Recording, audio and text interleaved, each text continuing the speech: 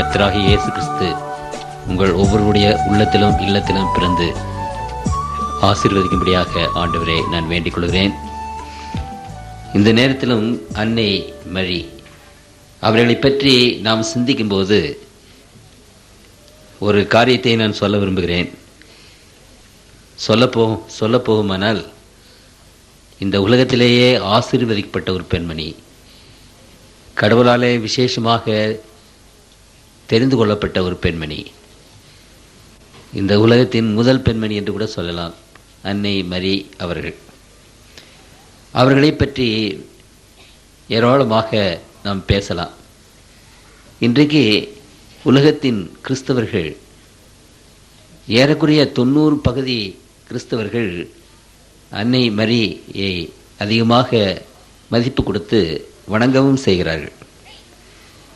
ஒரு சிலர் அவர்களை வணங்காவிட்டாலும் அவர்களுக்கு ஈடு இணையற்ற ஒரு விசேஷமான மதிப்பை, ஒரு ரெஸ்பெக்ட் அண்ட் ஹானர் கொடுக்கிறார்கள். இவர்களை பற்றி நாம் இங்கே திருமறையிலும் அல்லது இவர்களை பற்றி நாம் வேதத்திலும் சரித்திரத்திலும் என்ன வாசிக்கிறோம் என்பதை சற்று சுருக்கமாக நான் சொல்ல விரும்புகிறேன். கன்னியாக இருந்த மரியம்மை அவர்கள் யோசேப்புக்கென்று நியமிக்கப்பட்ட போது அங்கே காப்ரியேல் தேவதூதன் பரலோகத்திலிருந்து அந்த அம்மாவுக்கு தரிசனமாகி, உனக்கு ஒரு குழந்தை பிறக்கும், அது உன்னதமானவர் என்று சொல்லப்படும் என்று அங்கு சொன்னார். அப்பொழுது கன்னிமரியம்மை, நான் புருஷனை அறியேனே என்று சொன்னார். பரிசுத்த ஆவியானவர் உன்மேல் நிழலிடுவார், தேவ வல்லமை உன்மேல் வரும், உனக்கு பிறக்கிற குழந்தை பரிசுத்த குழந்தையாக இருக்கும் என்று திருமறை அங்கே சொல்கிறது. அப்படியானால் திருமறை சொல்கிற சில வசனத்தை வாசிக்க விரும்புகிறேன். லூக்கா 1ஆம் அதிகாரம் 28வது வசனத்தை வாசிக்கிறேன். லூக்கா 1ஆம் அதிகாரம் 28வது வசனத்தை நான் வாசிக்கிறேன்.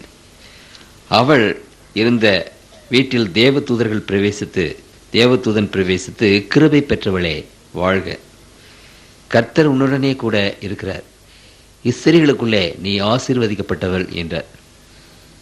பரலோகத்தின் தேவதூதன், விசேஷமாக முக்கியமான தேவதூதர்களுக்கு தலைவனாகிய அவர் காப்ரியேல், அவரே வந்து இந்த பெண்ணிடத்திலே பேசுகிறார், கிருபை பெற்றவளே வாழ்க.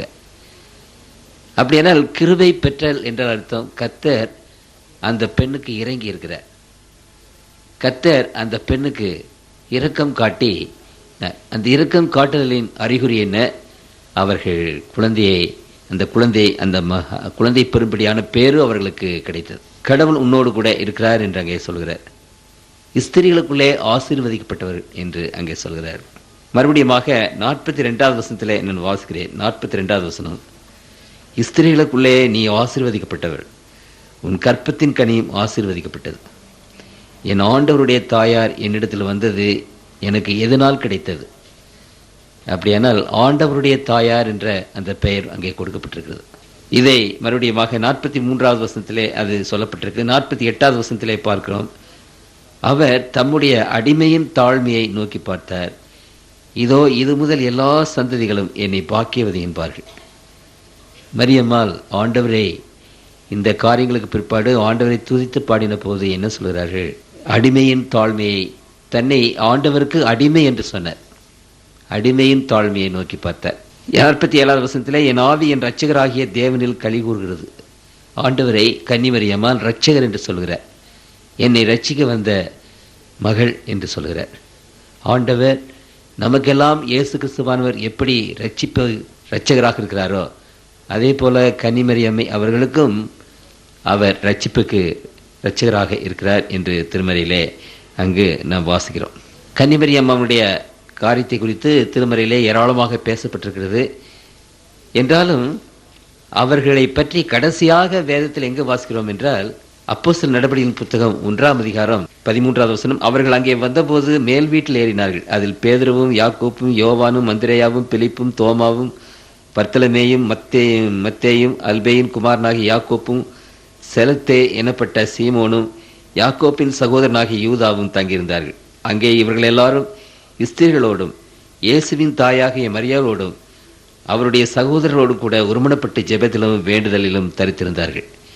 திருமறையிலே கடைசியாக கன்னிமரி அம்மை அவர்களை பற்றி வாசிக்கிற ஒரு பகுதி, அவர்கள் அந்த மேல் வீட்டிலே தங்கியிருந்தார்கள்.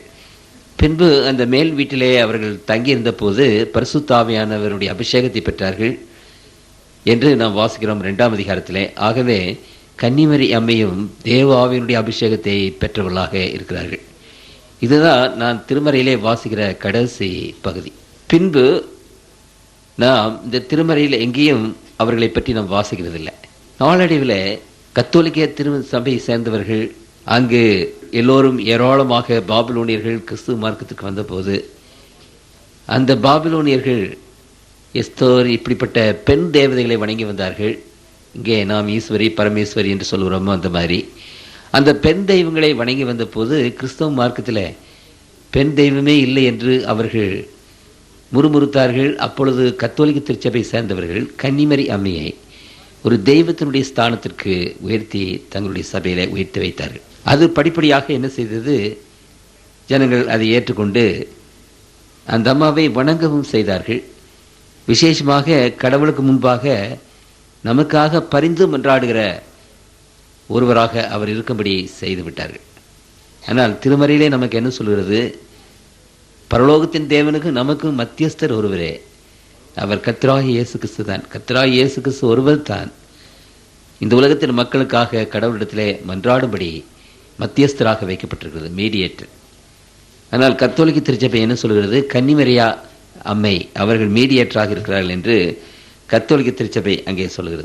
அநேகர் என்ன நினைக்கிறார்கள் என்றால், கன்னிமரி அம்மை பாவமற்றவர்களாக பிறந்தார்கள் என்று அநேகர் நினைக்கிறார்கள். ரோமன் கத்தோலிக்க திருச்சபையில் கூட இந்த பாவமற்றவர்களாக பிறந்தார்கள், இமாக்குலேட் கன்செப்ஷன் என்று சொல்வார்கள் ஆங்கிலத்திலே. அந்த இமாக்குலேட் கன்செப்ஷன் பாவமற்றவர்களாக அவர்கள் பிறந்தார்கள். ஆகவேதான் இயேசு கிறிஸ்து அந்த பாவமற்ற கற்பப்பையில பாவமற்றவராக பிறந்தார் என்று கத்தோலிக்க திருச்சபை சொல்கிறது. ஆனால் கர்த்தருக்குள் பிரியமானவர்களை, திருமறையில் இப்பொழுது நான் வாசித்தேன், என் இரட்சகர் என்று அங்கு கன்னிமரி அம்மை அவர்களே சொல்கிறார்கள். ஆண்டவரை பார்த்து என் இரட்சகர் என்று சொல்கிறார், இயேசு கிறிஸ்துவை பார்த்து. அப்படியானால் கன்னிமரி அம்மைக்கும் ஒரு இரட்சகர் வேண்டியதாக இருந்தது என்பது நாம் பார்க்கிறோம். அவர்கள் பாவம் செய்யாதவர்களானால் இரட்சகர் அவருக்கு வேண்டிய அவசியம் இல்லையே. அது மாத்திரமல்ல, லூக்கா 2ஆம் அதிகாரத்தில் திரும்ப என்ன வாசிக்கிறோம் என்றால், லூக்கா 2:24, கர்த்தருடைய நியாயப்பிரமாணத்தில் சொல்லியிருக்கிறபடி ஒரு ஜோடு காட்டுப்புறாவையாவது 2 புறா குஞ்சுகளையாவது பலியாக செலுத்தவும் அவர் எருசலேமுக்கு கொண்டு போனார்கள். முதல் பேரான எந்த ஆண் பிள்ளையும் 23 கர்த்தருக்கு பரிசுத்தமானது எனப்படும் என்று கர்த்தருடைய நியாயப்பிரமாணத்தில் எழுதியிருக்கிறபடி அவரை கர்த்தருக்கென்று ஒப்பு கொடுக்கவும். அப்படி என்னால் 8ஆம் நாளிலே இயேசு கிறிஸ்துவாகி அந்த குழந்தையை அவர்கள் எடுத்துக்கொண்டு ஆலயத்துக்கு போய் அங்கே பிரதிஷ்டை செய்தார்கள். முதல் பேரான யாவும் கடவுளுக்கு உரியது என்று பிரதிஷ்டை செய்தார்கள். அப்புறம் அங்கே என்ன செய்தார்கள் என்றால், கர்த்தருடைய நியாயப்பிரமாணத்தில் சொல்லியிருக்கிறபடி ஒரு ஜோடு காட்டுப்புறாவையாவது 2 புறா குஞ்சுகளையாவது பலியாக செலுத்தினார்கள். இதை பற்றி நீங்கள் லேவியராகமத்திலே படித்தீர்களானால், இந்த காட்டு புறாக்கள் அல்லது 2 புறாக்களை பலியிடுவது எதற்கு? குற்ற நிவாரண பலி என்று அந்த பலிக்கு பெயர். குற்றம் செய்தவர்கள் அந்த குற்றத்தை நிவாரணம் செய்வதற்காக இந்த 2 புறாக்களை அங்கு பலி செலுத்துகிறார்கள். ஆகவே அன்னை மரி குற்ற பலி செலுத்தினார்கள் என்று சொன்னால் அவருடைய பாவத்தை நீக்குவதற்காக பலி செலுத்தப்பட்டது என்று திருமறை அங்கே சொல்கிறது. நான் சொல்லவில்லை, திருமறை சொல்கிறது. 1853ஆவது ஆண்டு அக்டோபர் 4ஆம் தேதி சரித்திரத்திலே வாசித்து பார்த்தால் அது ஒரு விசேஷமான நாள். சரித்திரத்திலே அது ஒரு விசேஷமான நாள். விசேஷமாக ரோமன் கத்தோலிக்க சபைக்கு அது ஒரு விசேஷமான நாள். ஏன் அது ஒரு விசேஷமான நாள் என்றால், அந்த நாளிலே வேட்டிகன் சிட்டியிலே அந்த பாப்பரசர் இருக்கிற அந்த அரண்மனையில் ஏராளமான கத்தோலிக்க திருச்சபையார் கூடினார்கள். லட்சக்கணக்காக இருந்தார்கள். செயின்ட் பீட்டர்ஸ் சர்ச், அந்த சர்ச்சுடைய மைதானம் லட்சக்கணக்கான மக்களை பிடிக்கும். அங்கே எல்லா குருமார்களும், உலகத்தில் கத்தோலிக்க குருமார்கள் எல்லோரும் அங்கே போனார்கள்.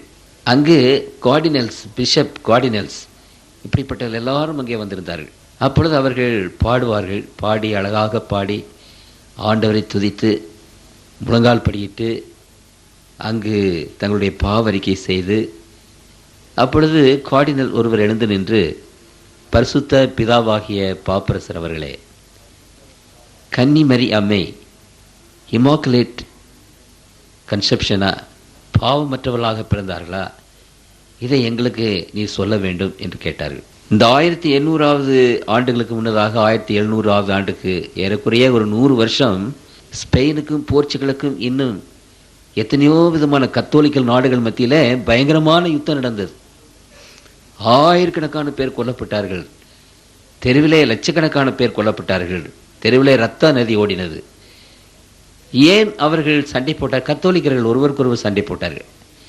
ஏன் அவர்கள் சண்டை போட்டார்கள் என்றால், ஒரு சாரார் சொன்னார்கள் கன்னிமரியம்மை பாவமற்றவர்களாக பிறந்திருக்கிறார், அவர் பிறக்கும்போது பாவம் இல்லை அவருக்கு என்று ஒரு சாரார் சொன்னார்கள். இன்னொரு சாரார் சொன்னார்கள் இல்லை, அவர்கள் பாவ வித்துடனே தான் பிறந்தார் என்று சொன்னார்கள். ஆகவே கத்தோலிக்க திருச்சபையில் 2 விதமான எண்ணங்கள்.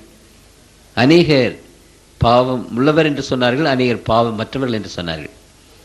ஆகவே கர்த்தருக்குள் பிரியமானவர்களே, அந்த கத்தோலிக்க திருச்சபையில் பெரிய போராட்டம், அது கடைசியில் யுத்தத்தில் வந்து முடிந்து லட்சக்கணக்கான மக்கள் செத்தார்கள். ஆகவே பாப்பரசரும் மற்றவர்கள் என்ன நினைத்தார்கள் என்றால், இந்த கொள்கைக்கு ஒரு முடிவு கொண்டு வராவிட்டால் கத்தோலிக்க திருச்சபையே சண்டை போட்டு அழிந்துவிடும் போல் இருக்கிறதே என்று சொல்லி அந்த கவுன்சிலை அவர்கள் கூட்டினார்கள். அந்த கவுன்சில் தான் இது நடந்தது. முழங்கால் படியிட்டு எழுந்திருந்து பாவரிக்கை செய்து கேட்டார்கள், பரிசுத்த பிதாவாகிய பாப்பரசர் அவர்களே, கன்னிமரி அம்மை பாவமற்றவர்களாக உலகத்தில் பிறந்தார்களா என்று அந்த கேள்வி. அப்பொழுது பாப்பரசர் என்ன சொன்னார் என்றால், இதை குறித்து ஸ்பிரிட் சார்ந்து, அதாவது தேவ ஆவியான விடத்தில் கேட்க வேண்டும் என்று சொன்னார். திரும்பவும் அவர்கள் எழுந்து நின்று ஆண்டவருக்கு ஸ்தோத்திரம் செலுத்தி துதி செலுத்தி மறுபடியும் அவர்கள் முழங்கால் படியிட்டு அங்கு பாவரிக்கை செய்து கண்ணீரோடு ஜெபம் செய்து அந்த கார்டினல் எழுந்து திரும்பவும் கேட்டார், பரிசுத்த பிதாவாகிய பாப்பரசர் அவர்களே, கன்னிமரி அம்மை பாவமற்றவர்களாக பிறந்தார்களா?